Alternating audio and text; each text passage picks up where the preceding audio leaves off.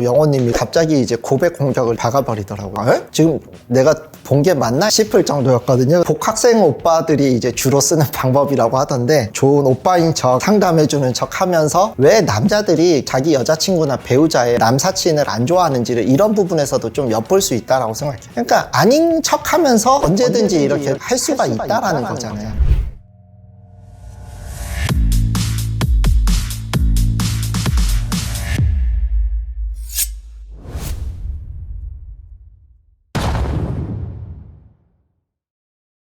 안녕하십니까, 치과의 성지원 채널의 성지원입니다. 고품격 치과 정보 채널의 아이덴티티에 맞는 영상, 나는 솔로 27기 789화를 보면서 제가 느꼈던 생각들을 나눠보는 시간을 가져보도록 하겠습니다. 그리고 이제 영상 시작하기 전에 앞서서 감사 인사 한번 드리도록 하겠습니다. 슈퍼땡스 보내주신 킹쇼트님이랑 저희가 이제 멤버십을 오픈을 했거든요. 세 분이 가입을 해주셨어요. 루이연일세님, 민켈러님, 그리고 김정희님, 감사합니다.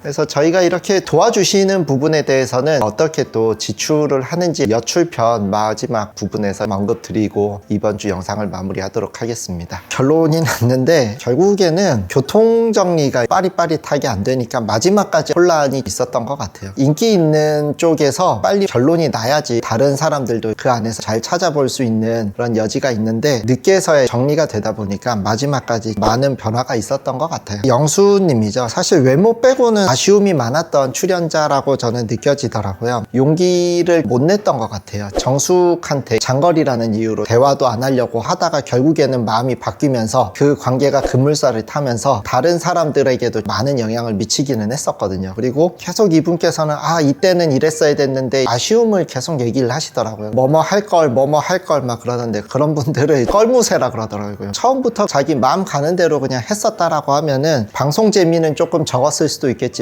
그 안에서의 혼란도 좀 적지 않았을까. 그리고 이제 슈퍼데이트 못 땄다고 분위기를 다운시키는 걸 보면서 나이가 벼슬은 아니지만 맏형이라는 사람이 분위기를 안 좋게 하고 있는 게 어른스럽지 못한 느낌이 있었다라고 저는 느껴졌습니다. 영자가 슈퍼데이트를 쓸까 말까 고민하는데도 그런 표정을 계속 하고 있으면은 영자 입장에서는 생각이 많아질 수밖에 없다라고 생각이 들더라고요. 상대방 입장에서는 많이 속상할 것 같다. 책 제목인가 있던데, 기분이 태도가 되지 말자. 영수님 보면서도 그런 생각을 했던 것 같습니다. 그리고 이제 2대1 데이트에서 가장 아쉬웠던 장면이, 정숙한테 뭔가 얘기하려고 하다가 굳이 왜 거기서 나중에 얘기하자, 자기들끼리 뭔가 통하는 것처럼 영자한테 소외감을 느끼게 했을까 하는 거는 조금 아쉽더라고요. 본인한테 슈퍼데이트권도 써가면서 노력을 했던 사람인데 마지막 데이트에서 소외감을 대놓고 줄 필요가 있었을까? 수 인터뷰에서는 정숙이랑 그런 얘기를 하는 게, 근데 그것도 실례겠지만 뭔가 얘기하려다가 우리끼리 얘기하자라고 하는 것도 나는 실례라고 생각해요. 영수 입장에서도 2대1 데이트를 하는 게 일반적인 상황은 아니다 보니까 긴장해서 그랬을 수는 있는데, 그 얘기 자체를 안 했다면 나는 더 좋았을 것 같다. 다음은 이제 영호님이죠. 러브라인이 없다 보니까 분량이 있지도 않았던 것 같기는 했는데, 마지막 회차에서 영호님이 갑자기 보이더라고요. 영철하고 이제 영수 사이에서 힘들어하던 정숙을 얘기하자고 해가지고 갑자기 이제 고백 공격을 박아버리더라고요. 마음은 알 것 같아요. 아쉬움 없이 그냥 한번 해보겠다라고 하신 것 같기는 한데, 그때의 정숙님의 상황을 알고 있다라고 하면 가뜩이나 힘든 사람 더 힘들게 할 수도 있는 거잖아요. 방송 보다가 지금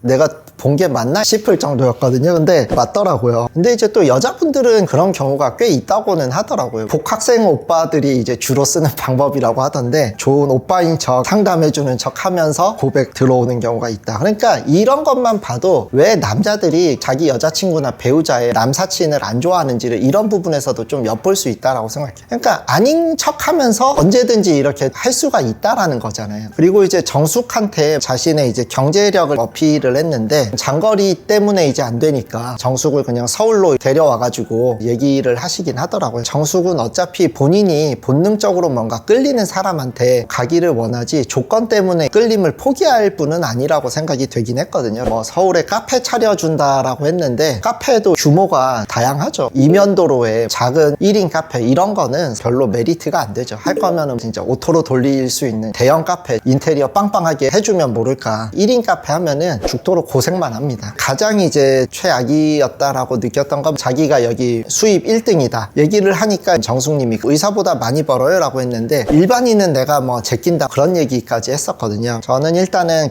돈 자랑하는 게 좋지는 않더라고요. 제가 예전에 돈 자랑하는 선마태야 영수님 영상을 한번 찍었던 적이 있기는 하거든요. 자기가 내세울 게 그거밖에 없다라는 느낌을 저는 좀 받더라고요. 해도 은은하게 느낄 수 있게끔 해야지 이렇게 본인 입으로 얘기하는 거는 좋은 인상을 주지는 못한다라고 저는 생각을 하고, 반대로 생각을 해본다면 광수님이 피부 미용 의원을 또 개원하실 수도 있잖아요. 근데 그런 상황이 됐을 때 광수님이 영호님 없는 자리에서 수입이 뭐 학원 강사랑 어때요 했을 때 많이 번다라는 걸 뽐내기 위해서 제가 뭐 웬만한 학원 강사보다는 많이 벌죠라고 표현한다라고 하면은 영호님 입장에서도 본인의 노력이 부정당하는 느낌을 받을 수 있다라고 생각하거든요. 남의 어쨌든 수입이나 직업 관련해 가지고 이렇게 얘기하는 거는 좋아 보이지는 않았다. 다음은 이제 영식님이죠. 달리기도 1등 하시고, 영식님은 참 갖추신 게 많은 분 같아요. 외모나 키도 참 좋으시고 재치도 있으시고, 현숙님이랑 잘해보려고 하다가 결국 최종 선택은 안 됐거든요. 제가 봤을 때는 두 가지 아쉬움이 있었던 것 같아요. 현숙님이랑 이제 와인바 가가지고 와인을 마시는데 결국에는 이 사람이랑 내가 결혼을 하게 되면은 내가 저 사람의 생활과 합쳐진다 생각을 해야 되는데, 현숙님은 제가 봤을 때는 와인이나 분위기 있는 문화도 즐기려고 하시는 것 같아요. 근데 이제 영식님 같은 경우는 그런 거에 익숙하지도 않다 보니까 그런 부분을 내가 좀 포기해야 되는 게 아닐까 생각을 하신 게 아닌가. 나보다 와인을 좀 더 알아서 이런 와인 마시자 하면서 자기를 이끌어줄 수 있는 사람이랑 있을 때 만족을 느낄 수 있을 텐데, 이제 영식한테는 그런 부분은 기대하기 어려울 수도 있겠다. 계속 이제 영식님께서도 자꾸 현실적인 부분을 말씀을 하시더라고요. 나중에는 빚을 바라는 직업이다라는 말씀을 하시는데, 나중에 득을 보기보다는 지금 당장이 중요하다라고 생각하시는 분들이 많은 것 같거든요. 영식님이 갖추신 것도 많고 매력이 많으신 데 비해서 선택을 못 받은 이유가 되지 않을까, 이렇게 생각하면 될 것 같아요. 저한테 만약에 지금 3억을 받을래 아니면 10년 후에 10억을 받을래 라고 하면은 3억을 은행 넣는다고 10년 후에 10억 되진 않잖아요. 분명히 액수만으로는 10억이 큰 게 맞거든요. 근데 뭐 10년 후에는 뭐 내가 어떤 상황일지도 모르는 상황인데 그거보다는 지금 당장 나한테 필요한 3억을 받겠다라고 할 것 같거든요. 영식님 입장에서는 그러셨던 것 같아요. 좋은 모습만 보다가 나중에 현실적인 부분에서 좌절되는 걸 겪다 보니까 처음부터 이걸 오픈하고 이해해줄 사람을 나는 찾겠다라는 마음이었다라는 건 전 이해를 하겠는데, 그런 걸 대놓고 오픈을 해버리니까 상대방 입장에서도 아쉬운 부분이 눈에 띄고 신경 쓰일 수 있었겠다. 영식님 같은 경우는 당장의 속세의 즐거움이라고 해야 되나요? 이런 거를 내려놓을 수 있는 여성분이랑 만나야지 잘 어울릴 수 있을 것 같다라는 생각이 들긴 하는데, 대세가 뭐 욜론이 그렇다 보니까 이런 분을 참 찾기가 쉽지 않을 것 같다. 현숙님 같은 경우는 본인 하고 싶은 게 되게 많으시고 하거든요. 영식님이랑은 어울리는 분 같지는 않았다. 인간 탕수육이냐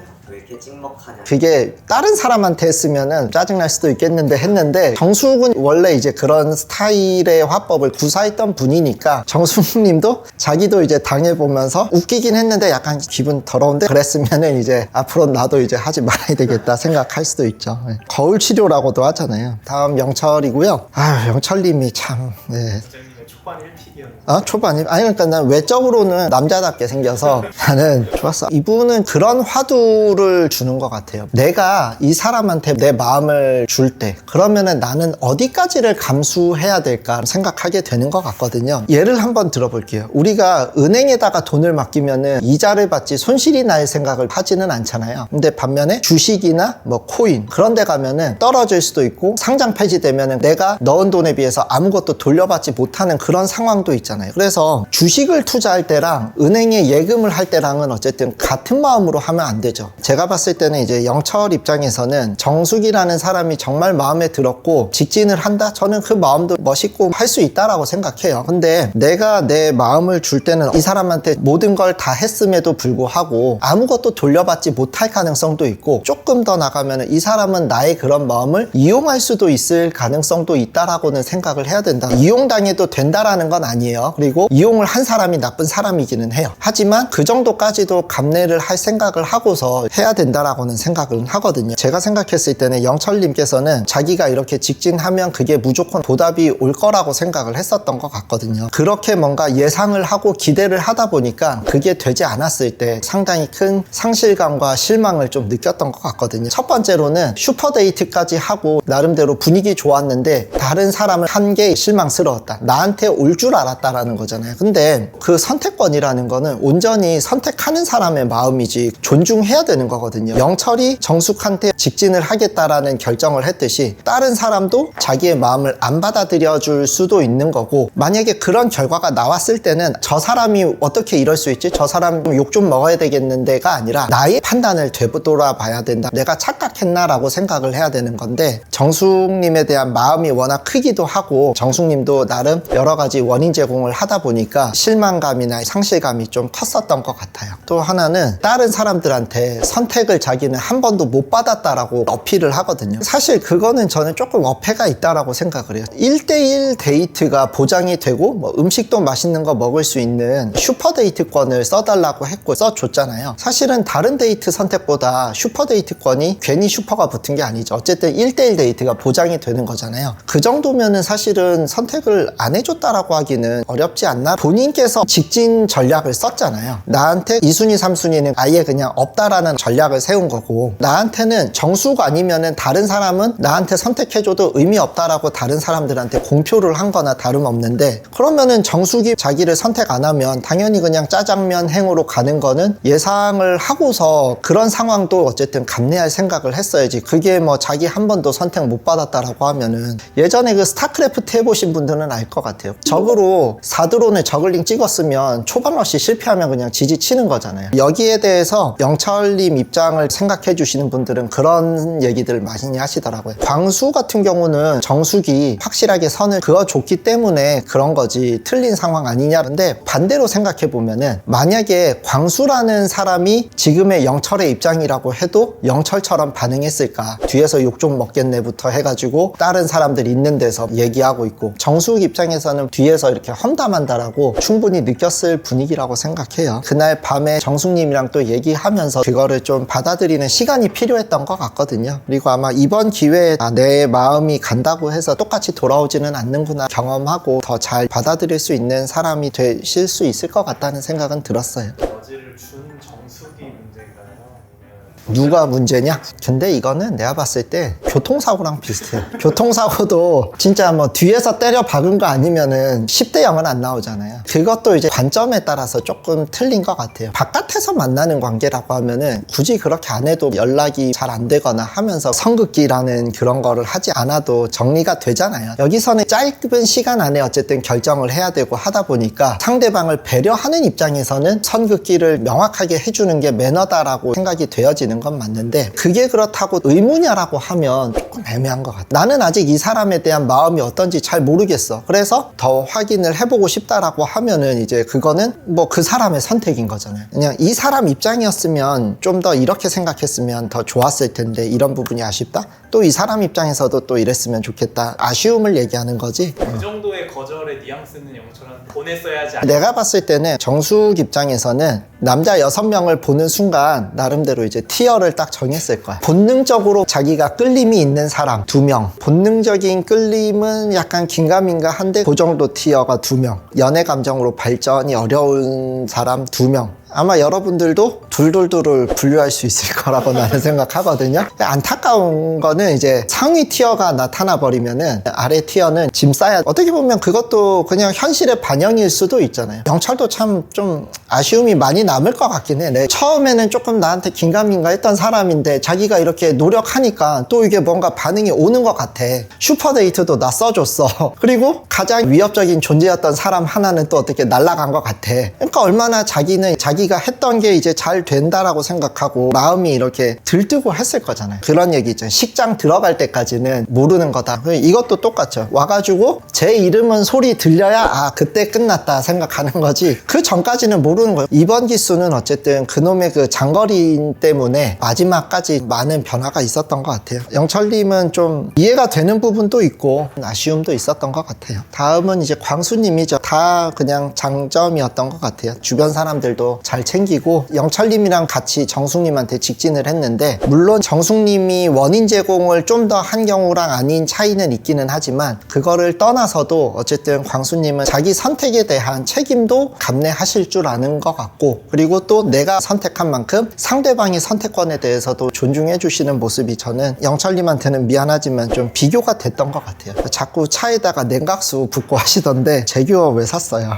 참고로 저도 한때 제규어 오너였습니다. 좀 제규어가 장고장 많이 난다라고 해가지고 광수님은 차만 잘 고르시면 될 것 같아요. 광수님이 어떤 결과에 대해서 담담하게 또 받아들이는 그런 부분에 대해서 성숙한 분이다, 그분이 생각났어요. 흑백요리사의 그 여경래 셰프님이 본인께서 까마득한 후배랑 이제 맞대결을 했다가 이제 탈락하시고는 그 후배를 좋게 치켜 세워주고 이제 그러시는 부분이 보기 좋아가지고 저도 감동을 받았던 것 같거든요. 거기서 이제 그런 말씀을 하셨다고 하더라고요. 이제 이런데 나와가지고 몇 위를 하느냐, 실질적인 결과보다 그 결과를 받아들이는 태도가 사람들한테는 인상 깊게 남는다라는 얘기를 하셨거든요. 근데 광수님은 그런 점에서 훈훈함을 주셨던 분 같더라고요. 좋은 분인 것 같다. 그리고 이제 상철님이죠. 후반을 가면서 이제 분량이 좀 점점 줄었던 것 같아요. 주인공격인 이제 정숙과의 러브라인이 정리가 돼서 그런 것도 있고, 좀 아쉬운 거는 옥순한테 직진하겠다라고 이제 선언을 했는데 아쉬움이 남고 갈팡질팡하는 느낌이 있기는 하더라고요. 사람 마음이 이제 어떻게 보면은 다 자기 뜻대로 이렇게 무자르듯이 안 되는 거는 맞죠. 근데 그런 느낌이 옥순한테도 좀 전달됐을 수도 있을 것 같다. 특히나 이제 옥순 입장에서는 자기보다는 어쨌든 정숙한테 이성적인 끌림이 있었다라는 걸 알고 있었는데 옥순의 불안감 같은 걸 더 키웠을 수도 있겠다. 저는 그냥 그렇게까지 미련이 남고 평생 아쉬움으로 남을 것 같다라고 하면은 그냥 정숙이랑 그냥 끝까지 가보지 그냥 하는 아쉬움은 있더라고요. 포항 한번 가봐도 되잖아요. 토요일, 일요일, 이틀 주말은 그래도 쉴 수 있는 직업이시니까. 근데 어떻게 보면은 상철님의 그냥 성향이라고 저는 생각돼서 나쁘다라는 것보다는 이제 저였다면 그냥 그랬을 것 같은데 생각이 들더라고요. 그리고 이제 옥순이랑 최종 선택을 하는 게 사귀는 거냐 썸이냐 이렇게 고민을 하더라고요. 보통은 이제 남자의 마음이 조금 더 앞서 나가기는 하는데 오히려 여기서는 옥순은 바로 1일 하자, 그리고 상철님은 이제 썸이다 하시더라고요. 남자가 의욕을 부리고 하면은 여자 쪽에서 너무 급하다고 부담스러워 하는 경우도 있기는 하잖아요. 근데 그런 분들은 이렇게 상철 같은 님 만나가지고 속 한번 좀 끓여봐야 되겠다. 이 남녀 간에 있던 관계에서 남자가 의지를 가지고 이끌어 나가는 입장이 되어야지 남녀 관계라는 거는 순탄하게 흘러갈 수 있지 않을까 하는 생각이 드는데, 그런 면에서 상철님께서는 워낙에 이제 주변에서 관심을 가져주시는 이성들이 많다 보니까 그런 역할을 별로 수행을 안 하셨던 게 아닌가. 마지막 날에 이제 빨간색 풍선 프로포즈가 있었는데, 참고로 이제 그날 프로포즈를 했던 남자가 이제 총 4명이었거든요. 영수, 영철, 영식, 상철. 동시간대에 다 같이 프로포즈를 하다 보니까 이게 좀 비교가 될 수밖에 없었던 것 같거든요. 영철이 가장 신경을 썼었던 것 같고요. 영수나 영식도 뭐 그래도 기본은 했다라고 싶었는데, 상철 같은 경우는 이제 미리 준비해 놓은 파티용 풍선을 불어가지고 그거를 이제 선물이라고 이렇게 짜잔 주기는 했거든요. 물질적인 게 다는 아니다. 그리고 물질적인 걸 좀 안 좋게 보는 경우도 있는데, 받는 여자 입장에서는 이걸 막 자랑도 하고 싶고 할 텐데 비교될 수는 있겠다. 본인께서 풍선을 직접 숨차가면서 이렇게 불었다 이런 거를 어필하시던데,